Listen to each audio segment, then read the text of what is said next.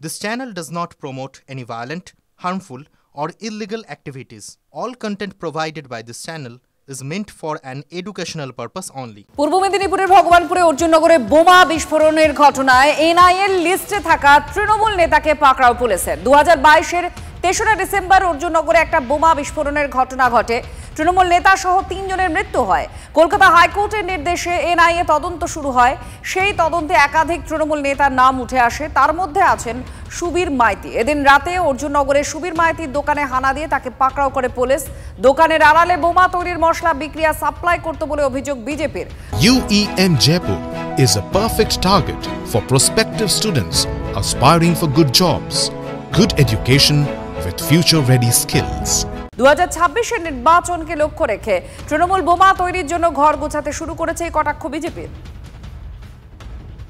সুবীর মাইতি নামে শাসক নেতা ঘনিষ্ঠ, তো সেই সুবীর মাইতি এনআইএ কেসের আসামি।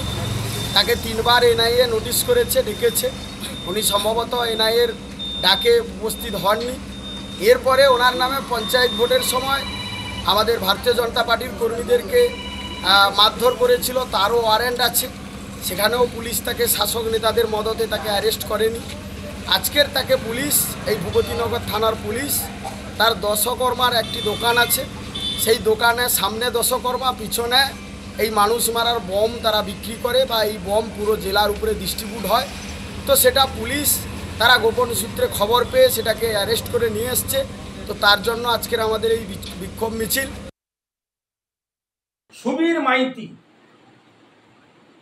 তিনি বোমের মশলা গাড়ি করে নিয়ে যাচ্ছেন, গাড়ি ভর্তি বোমের মশলা। আজকে ভূপতিনগরের আধিকারিক তিনি তাকে গ্রেপ্তার করেছেন এবং গাড়ি আটক করেছেন। এবং কিছু সময় পরে দেখলাম তৃণমূলের যারা সমাজ বিরোধী, যারা গণতন্ত্রকে ধ্বংস করেছে, তারা থানার ভেতরে ঢুকেছে সুবীর মাইতিকে ছাড়িয়ে নিয়ে যাওয়ার জন্য। তাই পুলিশ যদি তার ব্যবস্থা না নেয়, তাহলে আমি এনআইএর তদন্ত আধিকারিক যারা তদন্ত করছেন মহামান্য কোর্টের কাছে আবেদন করব যে থানাকেও এর আয়তায় নিয়ে তদন্ত করা হোক। পরশুরায় চলছে পাড়ায় সমাধান ক্যাম্প, আর সেই ক্যাম্প চলাকালীনই বাঘ বিতণ্ডা। সরকারি ক্যাম্প, তৃণমূল ব্লক সভাপতি রাজনৈতিক বক্তৃতা রাখছিলেন বলে অভিযোগ। সরকারি কর্মসূচিতে কেন তৃণমূলের ব্লক সভাপতি থাকবেন তা নিয়ে এলাকাবাসীর সঙ্গে বাঘ বিতণ্ডা বাঁধে শাসক দলের নেতাদের। সরকারি প্রতিনিধি বলুক, সরকারি প্রতিনিধি এখানে কথা বলবে। আপনারা চান উন্নয়ন, আপনারা উন্নয়ন চাননি, আপনারা উন্নয়ন চাননি।